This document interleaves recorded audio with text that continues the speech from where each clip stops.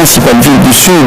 L'attaque à l'arme automatique et aux obus a été lancée par des hommes armés du mouvement sudiste, une alliance de groupes séparatistes à Shibam, ville du Hadramaut, au sud-est du Yémen, et partie importante de l'ancienne République du Sud-Yémen.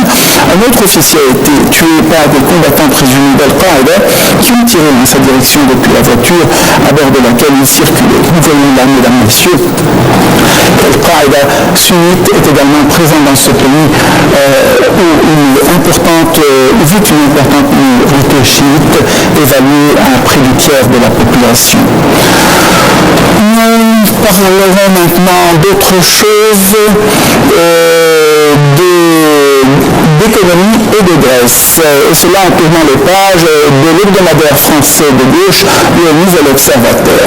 Selon le Nouvel Obs, le ministre allemand des Finances Wolfgang Schäuble a affiché hier à Berlin ses désaccords avec son homologue grec Yanis Varoufakis, auquel il a enjoint de reprendre les négociations avec la Troïka, composée de l'Union européenne, de la Banque centrale européenne et du Fonds monétaire international, et cela malgré le rejet de cette dernière par Athènes, le rejet de la Troïka par Athènes.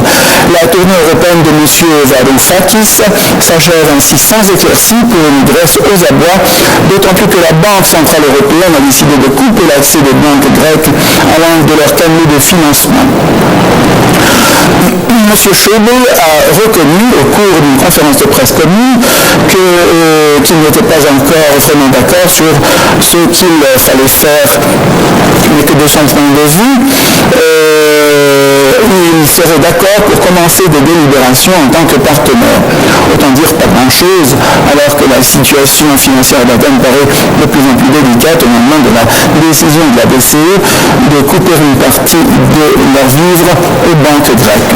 M. Schäuble, vétéran de la politique européenne, ardent défenseur de l'orthodoxie budgétaire, n'a pas fait mystère non plus de son scepticisme à l'égard des mesures déjà annoncées par Athènes, comme l'arrêt de privatisation et la réembauche de fonctionnaires qui, à ses yeux, ne vont pas forcément dans la bonne direction. Mais là aussi, on devrait faire une petite remarque. Quelle est la bonne direction? L'économie n'est pas au service de la population, ou c'est la population qui est au service de l'économie? Là aussi, c'est très important de le savoir. M. Varoufakis était auparavant passé par Francfort au siège de la BCE à Rome, Paris et Londres, tandis que le Premier ministre Alexis Tsipras, le Premier ministre grec, était à Rome, puis Bruxelles et Paris. L'objectif, convaincre les Européens de renégocier la dette de 300 milliards d'euros, donc près de 200 milliards détenus par les Européens, et de laisser Athènes en finir avec la rigueur. En fin de parcours, le bilan n'était pas très convaincant. Une décote de la dette grecque n'était pas d'actualité, a assigné M. Schäuble. Mesdames, Messieurs, on se demande un petit peu, voilà, 300 milliards d'euros, donc près de 200 milliards détenus par les Européens. On ne voit jamais à travers les médias qu'est-ce qui a poussé la Grèce à tomber dans cette situation très difficile. Quels sont les responsables de cette situation? Est-ce les fonctionnaires qui ne devaient pas toucher des milliards quand même? Est-ce que les petits vieux qui reçoivent une retraite de quelques 600-700 euros par mois? Est-ce que les chômeurs qui touchent à peu près 400 euros par mois sont concernés vraiment par ces milliards qui ont été dilapidés? On ne voit pas souvent dans les médias d'explication à la véritable cause. Certes, les gouvernements grecs se sont probablement trompés de direction parfois, mais est-ce que c'est le peuple, le petit peuple surtout, qui doit en pâtir? No comment. Toujours dans le Nouvel Obs, le Parlement tunisien a accordé jeudi, plus de 3 mois après les élections, sa confiance au nouveau gouvernement composé d'une large coalition dominée par le premier parti du pays, Tunis, mais incluant également les islamistes de Nahda. Sur les 204 élus présents, 166 ont voté pour cette équipe qui a dû être remaniée après qu'une première mouture a été très critiquée. 30 contre et 8 députés se sont abstenus. Une majorité confortable s'est félicité du le président du Parlement a félicité le président du Parlement, plus peut aussi féliciter en effet M. Mohamed Ben Nasser, membre de Tunis, tandis que le Premier ministre désigné, Sib, remercie les députés pour leur confiance. M. Sib, un indépendant qui fut ministre de l'Intérieur après la révolution de 2011, il a aussi occupé plusieurs postes sous la dictature déchue de Zine el-Abidine Ben Ali, avait été choisi parmi tous les vainqueurs des législatives de fin octobre. Sa tâche n'a pas été de tout repos. Sa première liste n'incluant que de Tunis, un autre parti et des indépendants avaient été attaqués par plusieurs partis, la jugeant notamment pas assez représentative de la scène politique tunisienne.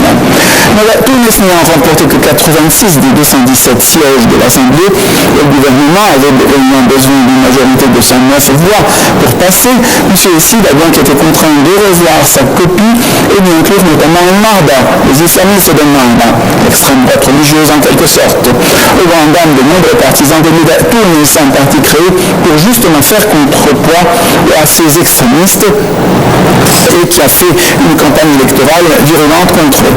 La nouvelle équipe est dominée par Tunis, le parti du président Béji Caïd Essebsi, qui obtient ainsi portefeuille dans celui des affaires étrangères, affirme le Nouvel Obs. Les ministères de l'Intérieur, de la Défense et de la Justice ont pour leur part été confiés à des indépendants. Et Narda, de son côté, a obtenu le portefeuille de l'emploi et 3 secrétariats d'État. Reste à savoir si Narda tentera de faire comme en Égypte, de phagocyter les syndicats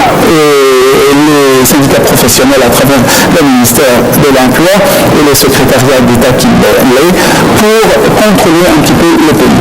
Toujours est-il que nous ne pouvons pas établir un parallèle entre les frères musulmans d'Égypte et le parti Narda, l'armée n'ayant pas été vraiment touchée par Narda en Tunisie, alors que la police et l'armée risquaient de fortes purges en Égypte, de purges par les frères musulmans qui souhaitaient s'emparer carrément de toutes les institutions de l'État. Et puis après, on attendra pour de véritables élections démocratiques. D'ailleurs, je vous le rappelle, pour le cas égyptien, les frères musulmans ont dit qu'ils étaient en Égypte au pouvoir en Égypte pour les 500 prochaines années. C'est pas peu dire. On passe à présent à un autre problème européen, celui-ci, problème politique, puisqu'il s'agit de l'Ukraine.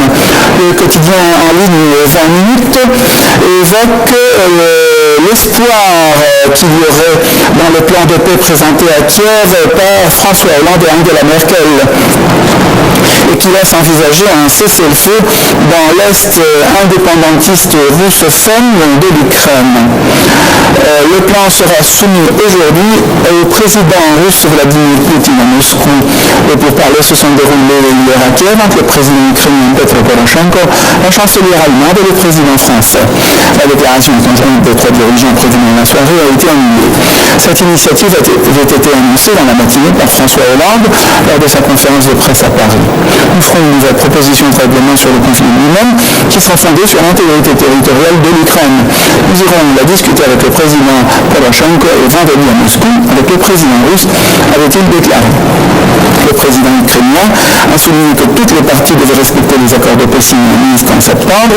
Selon des informations publiées dans la soirée par le quotidien allemand Süddeutsche Zeitung, mais démenties par le gouvernement, ce plan prévoirait de conclure un cessez-le-feu immédiat contre une autonomie plus grande accordée aux indépendantistes de l'Est ukrainien sur un territoire plus vaste que celui envisagé jusqu'ici.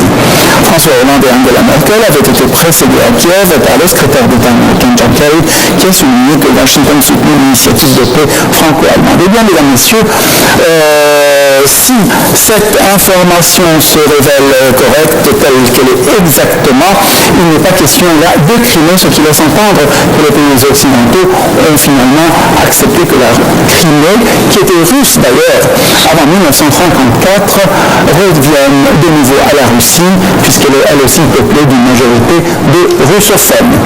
Mesdames, messieurs, avec cette dernière nouvelle tirée du quotidien online 20 minutes, nous parvenons au terme de cette revue de la presse étrangère francophone, essentiellement française, mais également libanaise. Merci de l'avoir suivi. Excellente suite de programmes sur Monde International et excellent week-end à toutes et à tous.